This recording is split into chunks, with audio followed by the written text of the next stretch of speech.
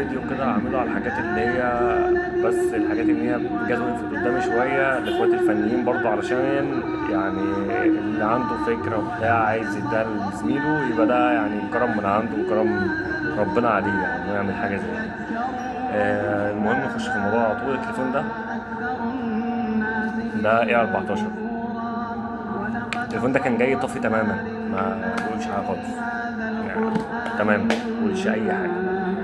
فهنحطه على التستر بتاع الشحن اول حاجه، ونحطه على الباور يشحن نشوف الكلام فيه ايه. كان بيديني هنا اربعة بس. يعني المفروض التليفون ده مثلا يعدي ال 100 وي يعني، لا ده هو مدينا أربعة تحت حتى، يعني مش جايب حتى حاجة وعشرين زي تليفونات النوكيا. طب من هنا لهنا فتحنا التليفون نشوف الدنيا فيها ايه، نشوف ايه المشكلة. يعني العميل كان جاي بيقول ان التليفون كان سايبه جنبه ونايم عادي، صاحي من النوم لا التليفون ما بيقولش اي حاجة خالص. طيب عيب يعني موقف زي ده كده، يعني انت هتعمل قياساتك من جوه وتشوف الدنيا، هتلف حوالين نفسك لانك مش يعني في ايه، مش فاهم في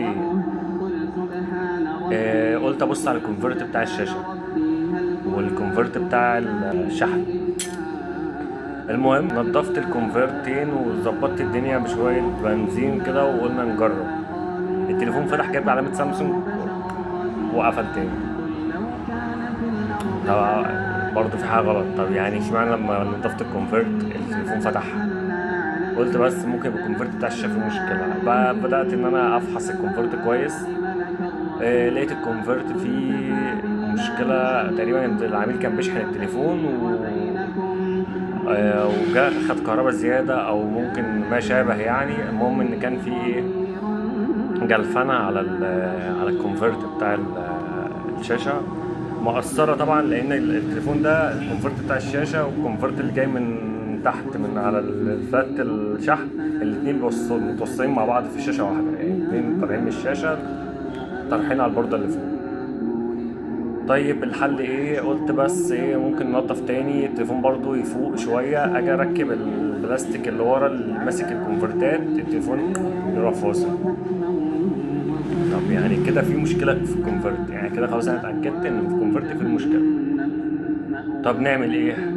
طبعا احنا مش هنقول للعميل غير شاشة، غير شاشة دي يبقى انت كده بتضحك على نفسك وبتضحك على العميل وعايز ايه تشقلب وتقلب. طبعا ده يعني ايه، ربنا عمره ما هيبارك في حاجة زي دي، يعني لازم تحاول.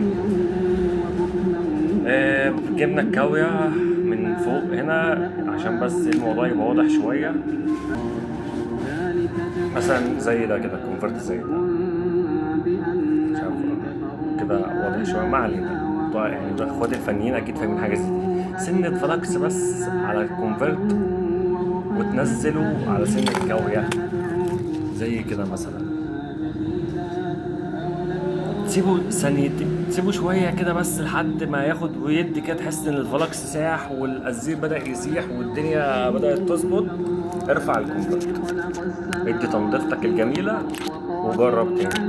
ده يعني عشان ما تلجأش ان انت تغير كونفرت على طول مرة واحدة. طب ما انت مش هتغير كونفرت على طول طبعا، ده غير ان الحاجات دي بتبقى قليلة في السوق شوية، احنا عارفين طبعا.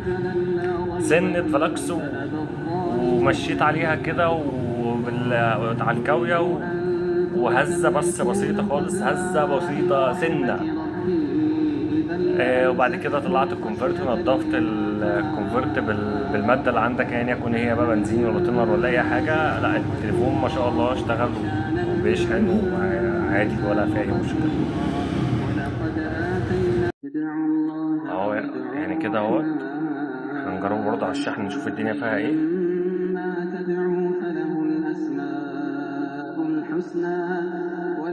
عادي قشطة، ادي علامة الشحن، ادي علامة الشحن عادي، والرقم ده كده كده ايه، الرقم كده كده هي بيزيد والدنيا تمام مفيش مشكلة. لا هو الأول ما جابش علامة الشحن دي أصلا بقى، يعني هو ما اداش أي حاجة، ادى بس أربعة بس وشكرا، ما اداش أي حاجة تاني. فحاجة بسيطة بس حبيت ان انا اشاركها مع اخواتي الفنيين، بحيث ان انا يعني اي حد عنده معلومة ننزلها برضو مفيش مشكلة. يعني دي حاجة بتفيد نفسك وتفيد غيرك يعني. ومعلش الفيديو طول. ألف شكر يا جماعة، وإن شاء الله أشوفكم في فيديو جديد على حاجة جديدة إن شاء الله.